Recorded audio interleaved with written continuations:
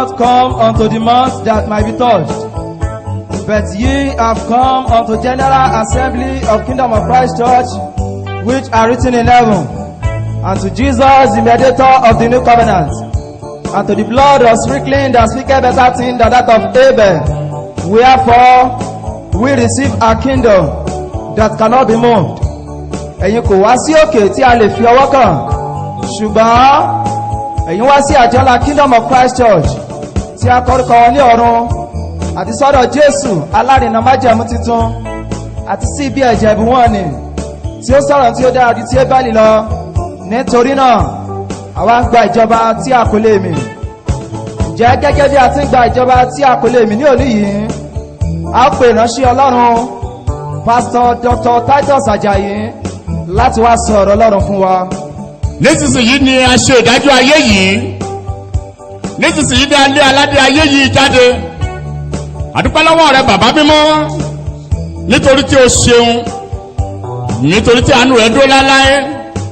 Àdúpẹ́ fún oore rẹ tó fi di ọdún ládé. Gbóní fún orúkọ ọmọ rẹ lórúkọ Jésù. Olúwa gba ọpẹ́ wa. Ní orúkọ Jésù ní a gba àdúrà. St. Matthew ní orí 20 ẹsẹ̀ 29 sí ìparí. Gospel according to St. Matthew chapter 20 verses 29 down to the end. Ìwé ìrere tí a ti wọ Matthew kọ sílẹ̀ ní orí 20 láti ẹsẹ̀ 29 29. Bí wọ́n ti Jericho jáde, yẹn Jésù Olúwa àti àwọn ọmọ ẹ̀yìn rẹ̀, ọ̀pọ̀ ènìyàn tọ̀ ọ́ lẹ́yìn. Sì kíyèsí, àwọn ọkùnrin afọ́jú méjì wọ́n jókòó létí ọ̀nà. Nígbà tí wọ́n sì gbọ́ pé Jésù ní ó ré kọjá, wọ́n kígbe sókè wípé, Olúwa, ìwọ ọmọ Dáfídì, ṣàánú fún wa. Àwọn ènìyàn sì ń bá wọn wí, nítorí pé kí wọn kó lè pa ẹnu wọn mọ́. Ṣùgbọ́n wọ́n kígbe jù bẹ́ẹ̀ lọ pé, Olúwa, ìwọ ọmọ Dáfídì, ṣàánú fún wa. Jésù sì dẹsẹ̀ dúró, ó pè wọ́n. Ó wí pé, kí ni ẹ̀yin fẹ́ kí èmi kó ṣe fún yín? Wọ́n sì wí fún pé, Olúwa, jẹ́ kí ojú wa kí ó là. Bẹ́ẹ̀ ni Jésù ṣàánú fún wọn. Ó sì fi ọwọ́ tọ́ ojú wọn. Lọ́gán ojú wọn sì là, wọ́n sì ń tọ̀ ọ́ lẹ́yìn. Àdúpẹ́ lọ́wọ́ Ọlọ́run fún àǹfààní mìíràn tó tún fi fún wa lónìí lórí ètò yìí Wonderful Jesus. Ètò yìí Wonderful Jesus ó ń wá sí etí ìgbọ́ yín ní agogo 5 sí aago 5:30 ní Space FM 90.1. Ó la tún gbọ́ lónìí bí ẹ ṣe ń gbọ́ wa. Wonderful Jesus. Ètò yìí ó sì wá láti Kingdom of Christ Church. Kingdom of Christ Church tí ibùjókòó rẹ̀ wà ní Fọwọ́rọ̀gún ní ìlú Ìbàdàn along Àkànrán Ọlọ́nṣogbo ní Lọ́yọ̀ Road. Tẹ́ bá fẹ́ wò wá lórí íńtánẹ́ẹ̀tì wa, ó simple. A kàn tẹ ní small letter Kingdom 2020.org. Ẹ mọ̀ wò wá ketekete níbẹ̀. Àtàwọn mìíràn tó jọ mọ́ Kingdom of Christ Church lẹ́ ó tún rí níbẹ̀. Lẹ́ẹ̀kan sí, in a small letter, lẹ́tà kékeré ló tẹ̀ tó bá fẹ́ bá wa lọ níbẹ̀. Kingdom 2020.org. Àwọn ibi tẹ́ ti lè mọ́ gbọ́ wa tàbí wò wá nìyẹn. Tó bá jẹ́ pé ẹ fẹ́ visit Kingdom of Christ Church, nígbà tá a bá parí ètò, ẹ gbọ́ àpèjúwe bí ẹ ṣe lè dé Kingdom of Christ Church.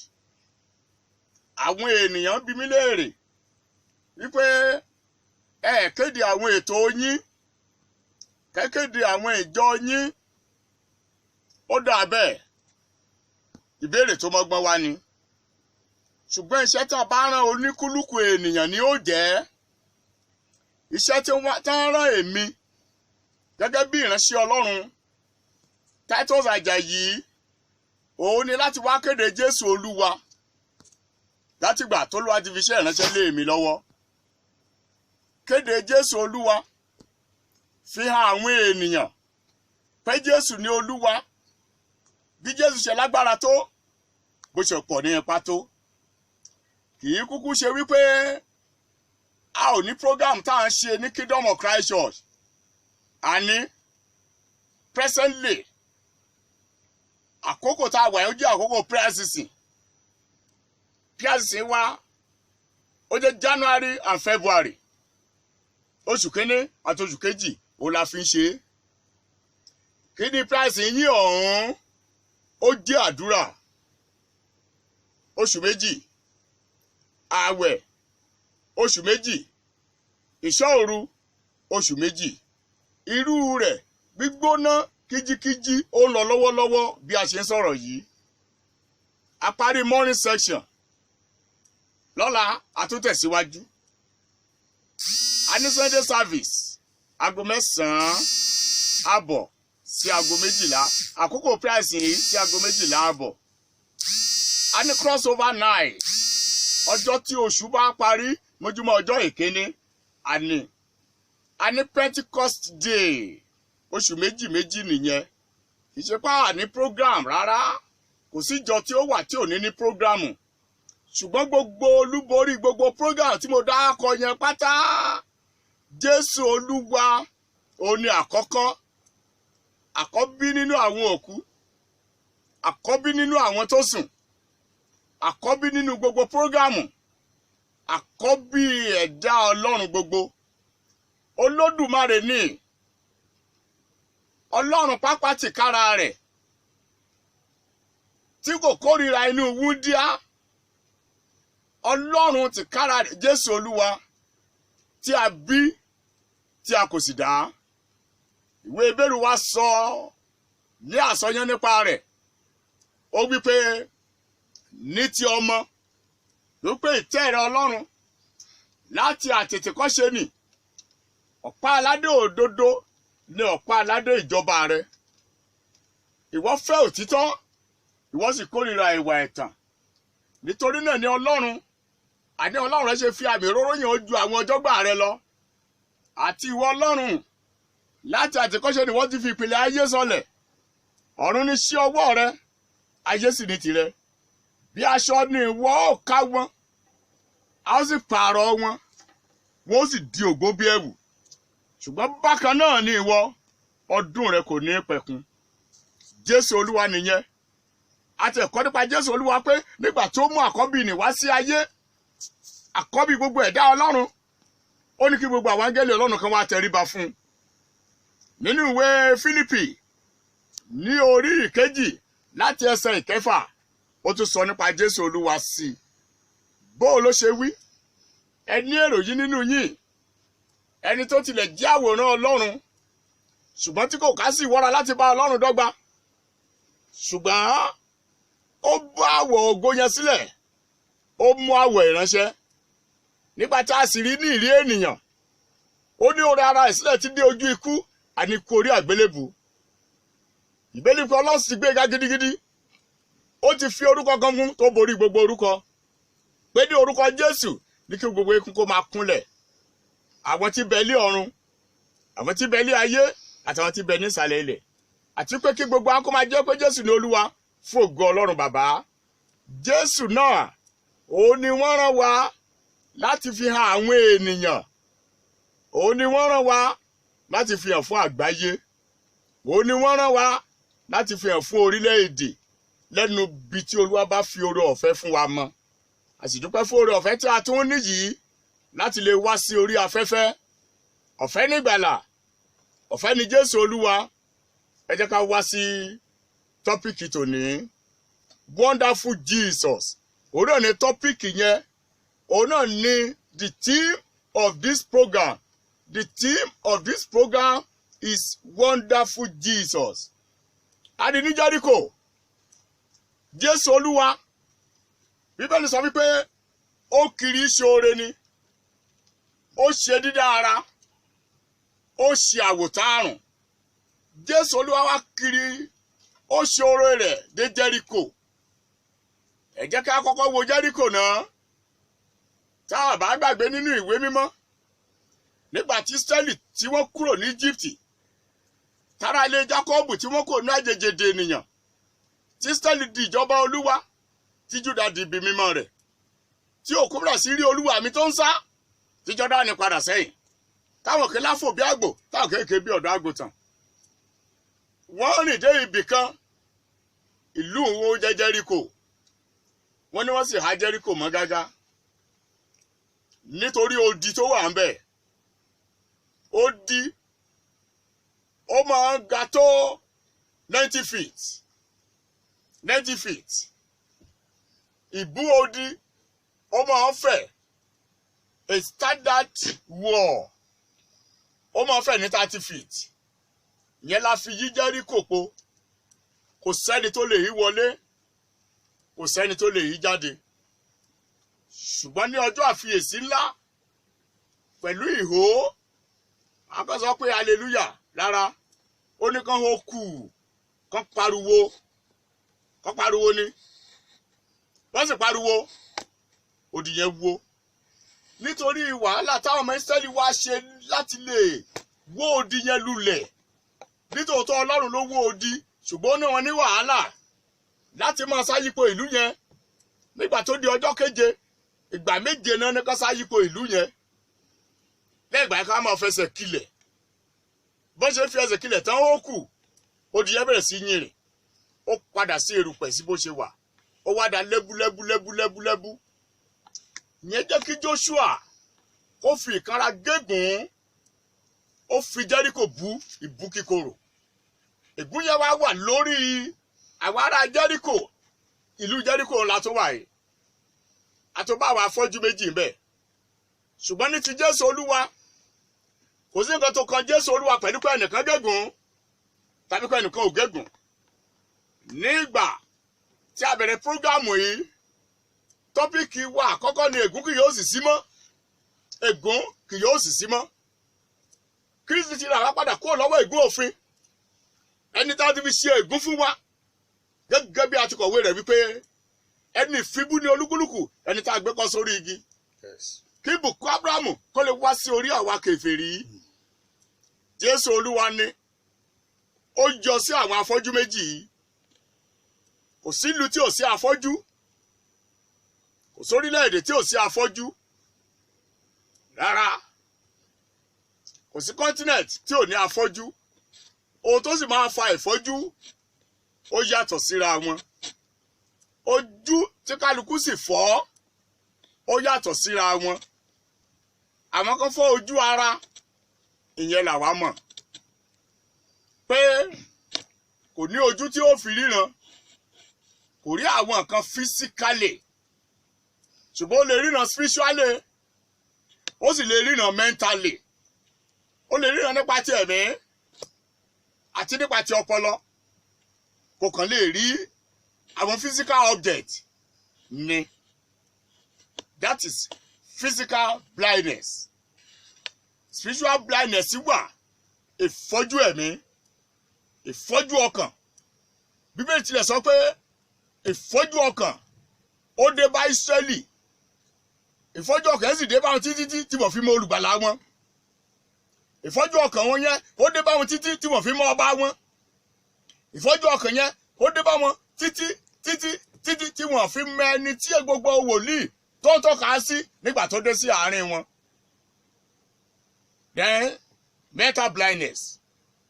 Ẹlòmíì fọ́jú nípa ti ọpọlọ, kò ní òye kankan, kò níyè nínú, kò ní làákàyè. Èwo la fẹ́ wò lónìí? Méjì ni. Àkọ́kọ́, ìfọ́jú nípa ti ara. Ìkejì, ìfọ́jú nípa ti ẹ̀mí. Àtẹ̀kíní, àtìkejì, àtìkẹta Jésù Olúwa ó ti gba pàṣán kan nítorí rẹ̀. Mo sọ fún ọ wípé there are 39 classes of disease, 39 categories of disease. Láyé ní ìsọ̀rí àwọn àìsàn àfihàn sọ́nà 40 ó dín ẹyọ kan. Jésù Olúwa sì ti gba pàṣán 40 ó dín ẹyọ kan nípa ìnà Àìsáyà 53 nípa ìnà ẹni tí a mú wa lára dá. Jésù Olúwa tún ti gba pàṣán nítorí ìfọ́jú, bóyá glaucoma ni. Jésù Olúwa ti gba pàṣán torí rẹ̀, ìfọ́jú ni. Bóyá river blindness, Jésù Olúwa ó ti gba pàṣán nítorí rẹ̀, ìfọ́jú ni. Bóyá cataract, Jésù Olúwa ó ti gba pàṣán nítorí rẹ̀, to mention but few. Tó bá wá jẹ́ nípa ti ara wa yìí o, jẹ́ kí n sáré wá sí medical. Má jẹ́ kó dìgbà tí ojú rẹ̀ bá fọ́ tán kó tó kíyèsí. Wá kó tó mọ képe Jésù Olúwa ó là ọ́ lójú. 2, o tún lè síkì medical attention. O lè lọ rí àwọn doctor, ṣùgbọ́n ordinarily fún ẹ̀yin tó jẹ́ pé ojú yín ó ṣe bákan, bóyá torí ogbó téèyàn bá ti ń dàgbà, ojú yóò fẹ́ mọ́ weak, yóò di aláàárẹ̀. Àwọn àìsàn kan wà náà tó máa jẹ́ kójú ó fọ́, bí irú diabetes, àìsàn ìtọ̀ ṣúgà, ó máa fọ́ ọ̀yàn lójú. Ṣùgbọ́n kó tó di ìyẹn, in the physical world, in the medical world, kó máa apply kó máa lo àwọn oògùn wọ̀nyí. Zinc 50 milligram every day. Zinc 50 mg every day. Ó dáa fún ojú. Vitamin A ó bẹ̀rẹ̀, àwọn tó lè lò ó bẹ̀rẹ̀ láti 10,000 IU to 200,000 IU. Tí vitamin A tó wà lára rẹ̀ ò bá tó bá sì lo 200,000 IU, kò tí ì sí pọ́blẹ́mù. Torí nígbà míì àìtó vitamin A ó máa ń jẹ́ kójú ó fọ́. Nígbà míì àìtó síìkì ó máa ń jẹ́ kójú ó fọ́. Dáadáa tiẹ̀ ni. Then àwọn oògùn kan míì tún wà. Gbogbo eléyìí tí mo dákọ̀ wọ̀nyẹn kì í ṣe oògùn, supplement ni wọ́n. Àwọn èròjà tára nílò òun ni wọ́n. Tí ò bá tó yóò affect ojú. Ìkẹta tí wọ́n dákọ̀ wọ́n jù bẹ́ẹ̀ lọ, ṣùgbọ́n mẹ́ta ni ó lè sọ nísìnyí. Torí mi fẹ́ káwọn ènìyàn ó ṣi oògùn lò. Overdose. Right. Ó ní riboflavin. I want to say riboflavin. Mọ́jàta. Bó ṣe kéré tó yẹn, wọ́n mọ̀ kó fáwọn aláboyún ní hospital. Wá sì dá sẹ́yìn hospital yẹn torí pé rò pé kò wúlò. Iṣẹ́ tó ń ṣe kò sì kéré. Mọ́jàta ìyẹn vitamin B2. Vitamin A then B2. Àwọn vitamin wọ̀nyẹn ó nílò ẹ̀ fún àgọ́ ara rẹ láti jẹ́ ká àgọ́ ara ó function properly. Ó sọ̀rọ̀ ojú kì í ṣe àgọ́ ara tó kù mú sọ. Irú vitamin B2 yẹn riboflavin kó make sure pé ó lò tó up to 21 milligram. Ní dídì kéèyàn ó pín, bóyá kó lo 7 láàárọ̀, 7 lálẹ́, 7 ní ọ̀sán. That is for physical. That is for spiritual, the medical I want to say. Ṣùgbọ́n ẹ jẹ́ ká wá sí apá àti Jésù Olúwa wà yìí o. Tí ojú yẹn bá ń dùn ọ́, tó bá gbé ọwọ́ lé tó ní ìgbàgbọ́ nu Kristi Jésù, ìfọ́jú yóò fi ọ́ sílẹ̀. Àwa ti dán wò bẹ́ẹ̀ lórí, gbàgbọ́ kó sì mọ̀ pé fún ilé ara rẹ ni. Jẹ́ lónìí sí ẹni tó gun àti ọ̀run dé ọ̀run àtijọ́, sí ẹni tó ti pa ikú tó pa ẹni tó ní agbára ikú run, sí ẹni tó jókòó lórí òbìrí ayé tí gbogbo olùgbé inú rẹ̀ tí wọ́n dàbí ẹlẹ́gà, sí ọ Jésù Olúwa nípa ẹ̀nà ẹni tí a mú wa lára dá. Àwọn wo ni ojú yọ lẹ́nu tí wọ́n gbọ́ ọ̀rọ̀ mi lónìí? gbogbo àwọn ìfọ́jú yẹn ohun yòówù kó fa ìfọ́jú náà lórúkọ Jésù Olúwa parẹ́ lónìí. Olúwa kọjá lọ tí o ti ariwo lónìí. Mo ké pe orúkọ Olúwa fún ọ, mo ké pe orúkọ Jésù Kristi àti kọ̀wé rẹ̀ pé Ọlọ́run ti gbéga gidigidi, ó ti fi orúkọ kan fún tó borí gbogbo orúkọ. Orúkọ tó borí gbogbo orúkọ náà ni mo pè lónìí. Gbogbo agbára tó fẹ́ sọ ọ́ di afọ́jú yẹn lórúkọ Jésù Olúwa kó lù wọ́n bọ́lẹ̀. Àmín. Ẹ jẹ́ kí wá sí ìfọ́jú ti ẹ̀mí. Ọ̀pọ̀lọpọ̀ ènìyàn ni mo fọ́jú nípa ti ẹ̀mí. Ọ̀pọ̀lọpọ̀ ènìyàn wọ́n lè ríran nípa ti ẹ̀mí. Ọ̀pọ̀lọpọ̀ ènìyàn Bíbélì tilẹ̀ sọ wípé Sátánì fún àwọn kan lójú. Sátánì máa fọ́ èèyàn lójú.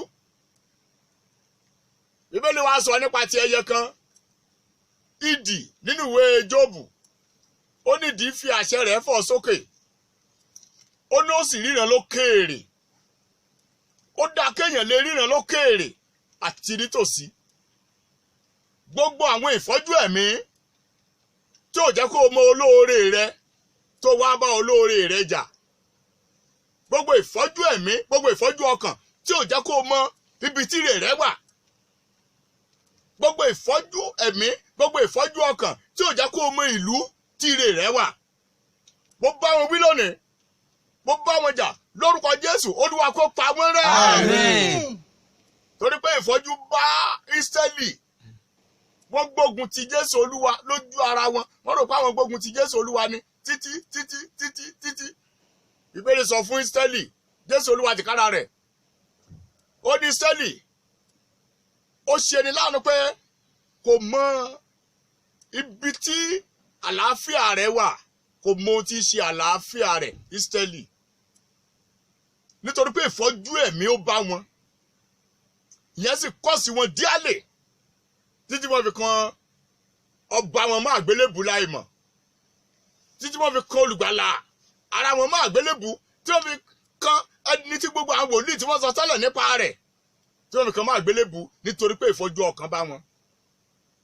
Bẹ́ẹ̀ náà ni mo sọ lónìí, gbogbo ìfọ́jú ọkàn tó lè jẹ́ kó o mọ̀ lòdì sí Jésù Olúwa, olùpilẹ̀ṣẹ̀ àti aláṣepé ìgbàgbọ́ rẹ lórúkọ Jésù Olúwa kó parẹ́ lónìí. Àmín. Gbogbo ìfọ́jú ọkàn èyí tó lè dàbò ọ́ kó o mọ̀ mọ ẹni tó jẹ́ olóore rẹ. Gbogbo ìfọ́jú ọkàn tó lè dàbò ọ́ kó o wá máa fi àwọn ọ̀tá rẹ ṣọ̀rẹ́ nígbà tó ò ríran. Gbogbo ìfọ́jú ọkàn yẹn lórúkọ Jésù ó parẹ́ lónìí. Àmín. Ẹ̀yin olùfẹ́, Jésù Olúwa dé, àkọ́bí nínú àwọn òkú. Jésù Olúwa dé, àkọ́bí ọmọ aládé àlàáfíà, ọmọ aládé ìyè. Ó sọ pé gbogbo agbára ní ọ̀run àti ní ayé ni a ti fi fún òun. Àwọn afọ́jú yìí wọ́n sọ fún Jésù Olúwa wípé kó ṣàánú fún àwọn ni. 32 verse 32. Matthew chapter 20 verse 32. Jésù sì jẹsẹ̀ dúró, ó pè wọ́n, ó sì wí pé kí lè ẹ̀yin fẹ́ kí èmi kó ṣe fún yín? Yes, àwọn náà fèsì. Wọ́n wí pé Olúwa, jẹ́ kí ojú wa kí ó là. Wọ́n wá níbẹ̀ ni Jésù ṣàánú fún wọn. Nítorí wípé wọ́n ti kígbe Jésù Olúwa ní ẹsẹ̀ tó ṣáájú yẹn pé Jésù ìwọ ọmọ Dáfídì ṣàánú fún wa. Jésù ìwọ ọmọ Dáfídì ṣàánú fún wa. Here we are lónìí. Jésù Olúwa wá dé. Ó dẹsẹ̀ dúró de ìwọ náà. Ó fẹ́ ṣàánú fún ọ. Lórí iṣẹ́ rẹ yẹn, ó fẹ́ ṣàánú fún ọ. Lórí ẹbí rẹ yẹn, ó fẹ́ ṣàánú fún ọ. Lórí ìdáwọ́léṣe rẹ, ó fẹ́ ṣàánú fún ọ. Ó fẹ́, Bíbélì wípé gbogbo ìbòjú tó bo gbogbo orílẹ̀-èdè lójú ní ọjọ́ náà ni Olúwa yóò parun. Jésù Olúwa ó fẹ́ dé sínú ayé rẹ, sínú iṣẹ́ yẹn, sínú ẹbí yẹn láti ṣí gbogbo ìbòjú kúrò. gbogbo ìbòjúmọ̀ yẹn èyí tó bò ọ́ tó jẹ́ kó mọ irú bísínẹ́sì tó yẹ kó dáwọ́lé tó fi wá dáwọ́lé bísínẹ́sì tó wá mú ṣọ́téèjì wá ṣèbí ní ojúrò ooru ṣèbí ní ìsùnyẹ́ lórí ibùsùn ṣèbí olúwa tìkára rẹ̀ ó lè wá sí etí rẹ kó sí ojú rẹ kó o rí ìgbésẹ̀ tó yẹ kó o gbé olúwa lè fi ìran hàn fún ara rẹ kò tẹ̀ nílò wòlíì olúwa ó lè tọ́ ọ fún ara rẹ nígbà tá a bá ṣí ọ lójú ṣùgbọ́n nígbà tí ìfọ́jú tó bá dàbò ènìyàn bíbélì tẹ̀ sọ wípé afọ́jú tó fọ̀nà hàn afọ́jú ó dà méjèèjì ó nínú kòtò náà ń já sí ṣùgbọ́n jésù olúwa dé ìmọ́lẹ̀ ayé ìmọ́lẹ̀ náà mọ́lẹ̀ láàrin òkùnkùn tó bẹ́ẹ̀ tí òkùnkùn kò lè borí rẹ̀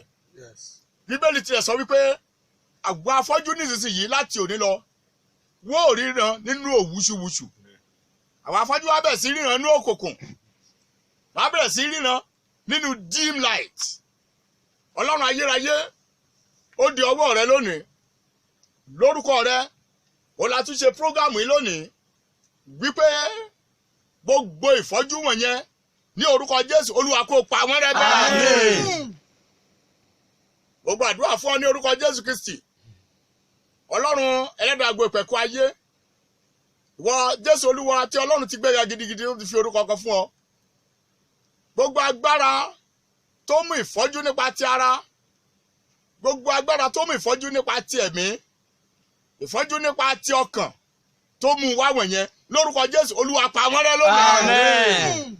ògo ni fún orúkọ mímọ́ Hallelujah.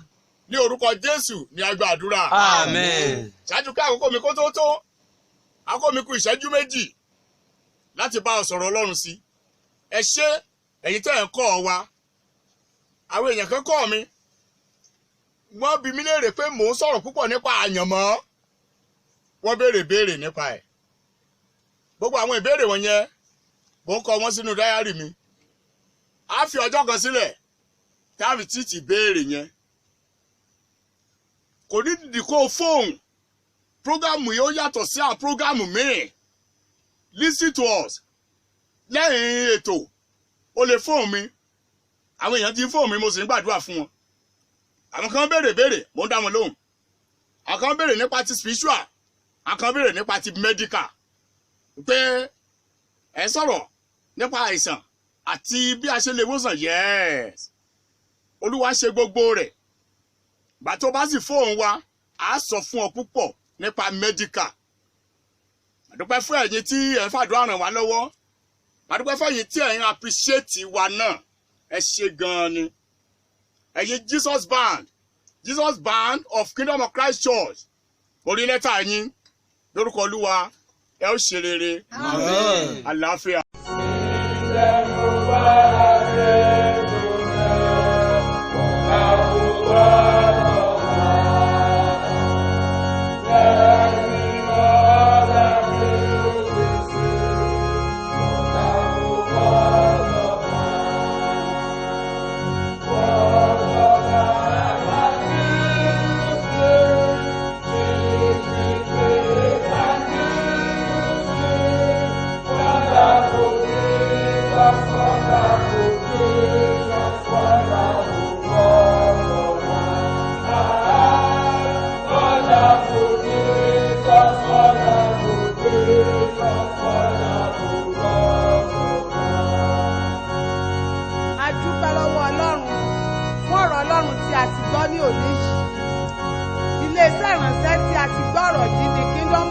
Church ní Fọwọ́rọ̀gùn ní ìlú Ìbàdàn tí a bá ti bọ̀ láti ibikíbi kí a sọ̀kalẹ̀ ní Ọlọ́run ṣògo Lagos Expressway kí a gun ọ̀kadà tó ń lọ sí Olúńlọ́yọ̀ọ́ kí a sọ̀kalẹ̀ ní Jẹ́gẹ̀dẹ̀ Bofas petrol station kí a béèrè ibi tí a ti gun ọ̀kadà Kingdom of Christ Church tí ó bá ṣe wípé ọ̀rẹ́ méjì ni a gbà wọlé ọ̀rẹ́ méjì Expressway kí a sọ wípé à ń lọ sí oríta mẹ́rin tí a bá dé oríta mẹ́rin kí a sọ wípé à ń lọ sí Fọwọ́rọ̀gùn Kingdom of Christ Church kí a sọ̀kalẹ̀ níbẹ̀ tí a bá sì tún fẹ́ mọ̀ sí i nípa Kingdom of Christ Church a lè pe ẹ̀rọ ìbánisọ̀rọ̀ yìí 08073200206 lẹ́ẹ̀kan sí 08073200206.